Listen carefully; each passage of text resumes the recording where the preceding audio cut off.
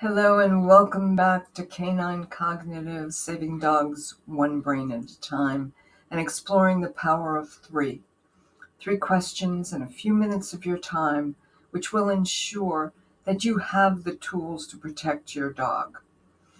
Today's quiz, Dementia, facts I learned the hard way. If you're joining us for the first time, welcome. I hope you'll go back and look at the other quizzes that we've done just to get some more information.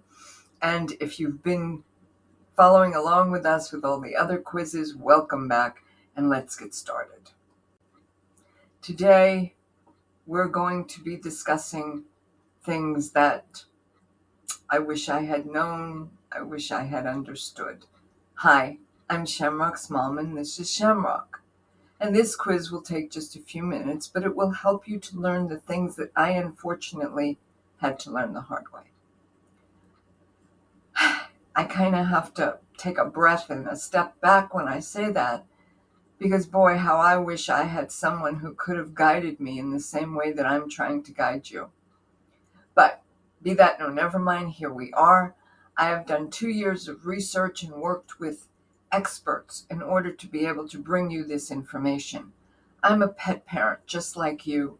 I've had over 11 dogs, and in each case, I thought I was pretty good at pet parenting, but what I didn't know about dementia has shook me so that I spent 2 years researching it, learning about it, and writing about it.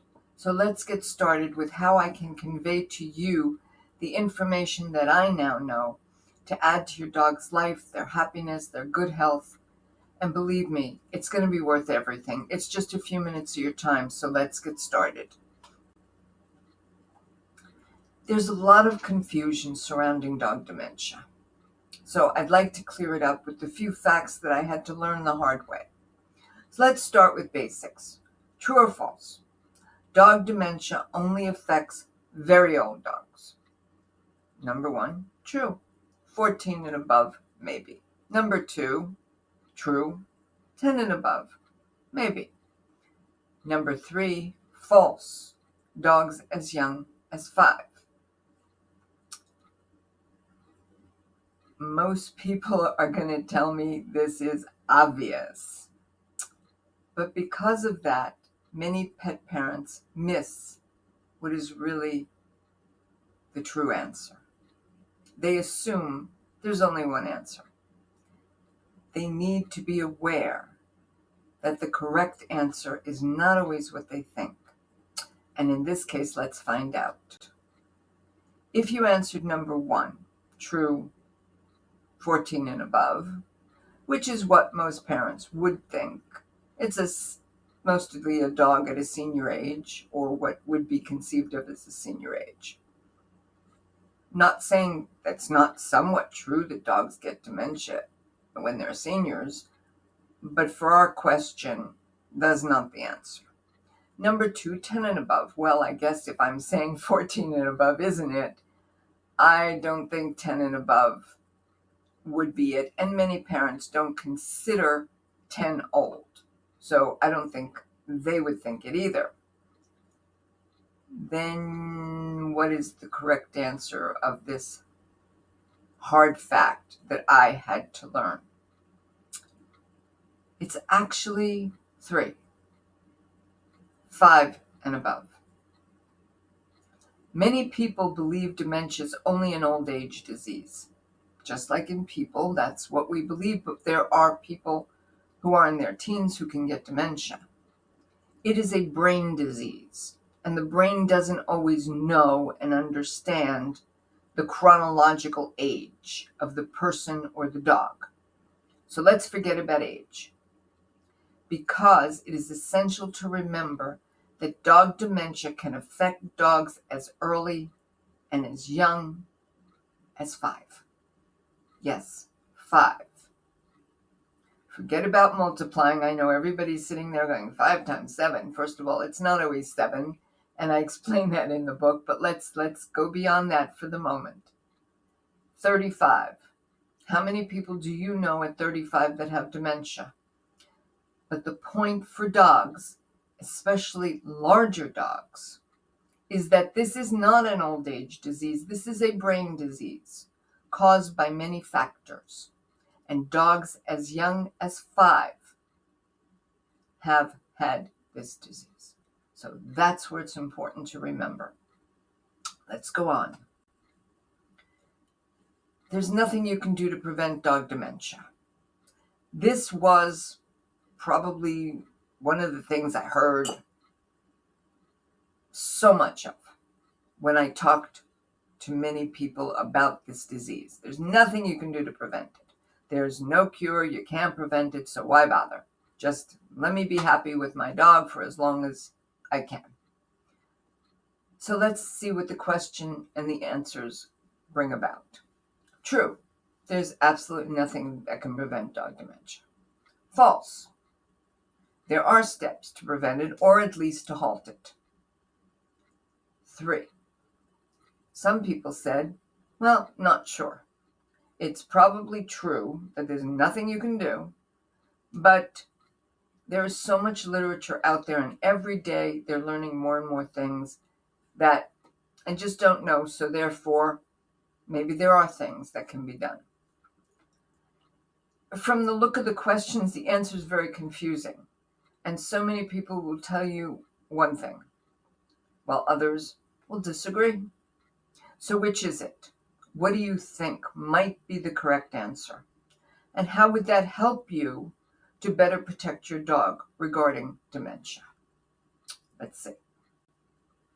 If you answered number 1, true, absolutely nothing can be done, I have to totally disagree with that. And I do mean totally disagree, because I have learned there is so much that can be done. And doesn't mean your dog won't get the disease, and doesn't mean that it won't get bad.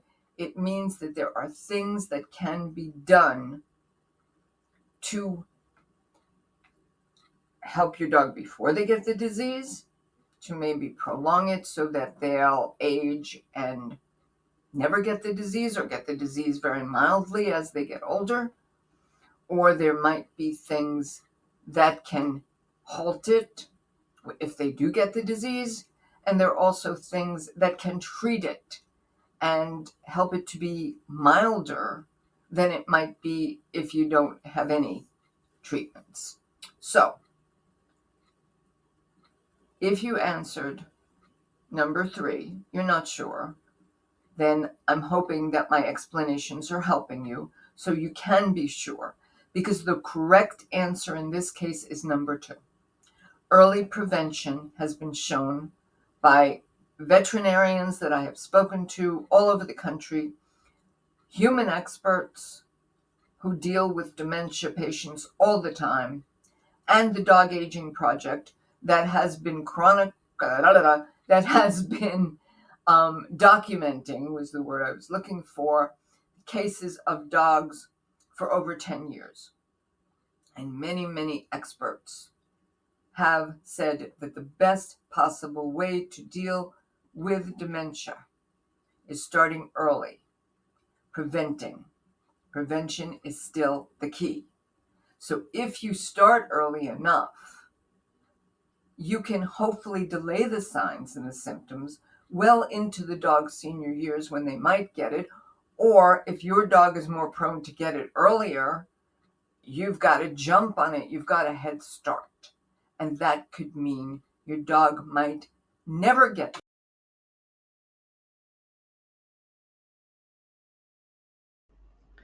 Hi, it's me, and I'm back again. The reason I wanted to take this short break before the next question is because we're coming into a point where I believe the question is not just another quizzing question, but something really important. And I think that everything stems kind of on this question. So the next question and your answer is going to be extremely important. So here's what I'd like you to think about. Is dog dementia really very rare? Now, if you give it a lot of thought, here's what you might think. Yes or no, or with exceptions. But I know what I learned the hard way. So when I give you the choices, I'd like you to consider them very carefully. And then, if the answers that I'm giving you aren't quite right for you, see if you can come up with something of your own. Now, let's see what that next question is. Dog dementia is very rare, so I really don't have to pay attention to it. Is that the right premise? And is that what I learned the hard way? That I didn't have to pay attention to it. But let's see what the answers are and the possibilities. Since my dog may never get the disease, I don't really have to worry about it until they show some kind of signs. Okay, number 2. I'll pay attention when the vet makes dementia as the dog's diagnosis. Then I'll worry about it. Okay, number 3. There's no cure, so I pay attention anyway. Okay, I guess there's always the answer that I gave. Dog dementia is really very rare, so you don't really have to pay attention to it just because it's rare. We didn't really include that. That was more of the premise. But let's see. Now that you have an understanding of what I'm asking you to think about, I believe that everything about this disease starts with this understanding. So it's really important, and I'd like you to just take another minute before you give your answers and see, is this premise right? Is dog dementia really very rare?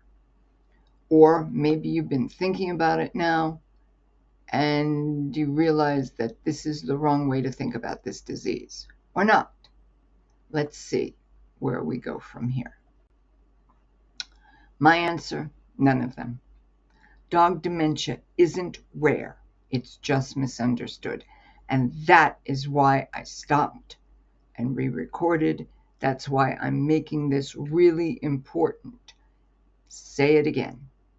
Dog dementia isn't rare. It's just misunderstood. 50% of dogs will get dementia. And my question to you is, do you want to risk that 1 out of 2 won't be yours? Also, there are no definitive tests for dementia right now. There are only rule out and what we call DISHA, which I'll explain in a minute. So if there's no definitive diagnosis, then any kind of diagnosis is difficult. And that's what makes people say it's rare, because sometimes you really can't differentiate between dementia and other diseases that may cause the same symptoms, or some people say dogs slowing down, having certain issues, may be similar. But because of the difficulty in diagnosis, it makes it very hard for people to consider the disease with seriousness when there are no real signs. Okay, we agree, number 3, that there is no cure. Nobody is disputing that. But there is no cure today. Tomorrow could be a whole new thing. But prevention has been shown that it can halt progression and the severity of the signs if and when a dog does get dementia. So until there's a cure tomorrow, we need to be proactive today. So what I learned the hard way was that I had to pay attention to this disease even before anybody even mentioned the word dementia. I was seeing things as a pet parent. I was questioning myself and kind of saying, oh, don't worry about it. It's just, what do they say, old age, dog slowing down. It's this and that and the other thing. Shamrock's sibling Clover died. I could give you a million excuses, and I have to say they are excuses once you know the facts. Before that, they were my own answers. But I learned them the hard way because when the disease really took its impact, I realized that I had to start asking the hard questions. This disease is here. It's here now. It's not going away. And it could be coming for your dog. But I don't want you to be caught off guard like I was. Knowledge and action are empowering against this disease. And you need both in your arsenal to even have half a chance. Okay? So there's one more thing I hope that I can convey. Because Shamrock went through the stages of dementia and I was clueless, I don't want this to happen to any other dog or any other family. Believe me, I watched it. It's horrible. So I spent 2 years working with veterinarians, working with the Dog Aging Society, working with human doctors who are experts in the field of dementia and Alzheimer's, trying to understand as much as I could, interviewing over 50 experts so that I could put all this information together and Shamrock's journey to explain how this all came about. I wrote it, I lived it, I learned about it. I now know about it. But I was clueless when it was happening. And that's what I'm trying to prevent. Dog dementia and Alzheimer's, Shamrock's story took me so long to bring it to fruition, but I did it to give you a step-by-step guide through what a dementia journey looks like, to empower you with the tools for prevention, for recognizing the signs, for understanding the treatments, and for knowing that this is the information you need to help your dog. So I hope that you won't wait. It's your dog. So now, if you give me just a little more time, I want to explain Disha so that you at least have that tool now. Hold on, be right back. Hello again, and it's me back to explain Disha. And the reason I'm wearing glasses now is because I'm kind of reading from Shamrock's story, page 54 and 55, from the Disha form that we got from the Purina Institute. It is called the Cognitive Dysfunction Syndrome Assessment Tool. So what is Disha? Disha is disorientation, social interaction, sleep-wake cycles, house soiling, learning and memory, activity, and anxiety. So what does all this mean? These are diagnostic tools that are used for you and your vet to decide whether or not it's possible that your dog has dementia. There is a form in the book that explains that cognitive dysfunction syndrome, CDS, or dementia, is an irreversible degeneration of the brain similar to Alzheimer's in humans, characterized by progressive cognitive impairment beyond that expected to occur in aging. It is a slow onset and can be difficult to manage, and the effects are estimated in dogs. This says 8 years and older, but in some cases we're finding it's 5 years and older. What is Disha? It is a tool that you will use to fill out and figure out if your dog might be a candidate or might have cognitive issues. So when you start with the behavioral issues, you're going to score how you feel about each one. Disorientation, and then it gives you a list. Some things like getting stuck, walking into walls, going outside not knowing why they're there. These are just a few of the questions. For other behavioral signs like social interactions, does your dog wag their tail? Are they happy to see you? Your sleep-wake cycles, pacing, waking up at night, vocalizing at night. House soiling. Well, of course, we all know that when dogs lose some of their cognitive issues, they can forget where they're supposed to go to the bathroom. Can they still learn? Do they have any memory of things they've learned? What about their activity levels? Now, you see it says, what is DISHA, DISHA, dot, dot, dot, A. The reason for the dot, dot, dot is because in many cases, anxiety is included. When you finish these forms, you then have to add up the score, and that will help you and your vet to decide whether or not there is a possibility that what you're seeing in your dog is truly dementia. Sometimes the signs taking the test the first time may be very low. You may get a very, very low score and say, okay, it's just something to consider because now I have some of the idea of what I'm looking for. And then if you take it 3 months later, it can change, and 6 months or a year. So don't discard cognitive issues just because the first DISHA test was low. Use it as a guide. Okay. So now, here we go on to how you can learn more about this disease. This is Shamrock's book. This is Shamrock.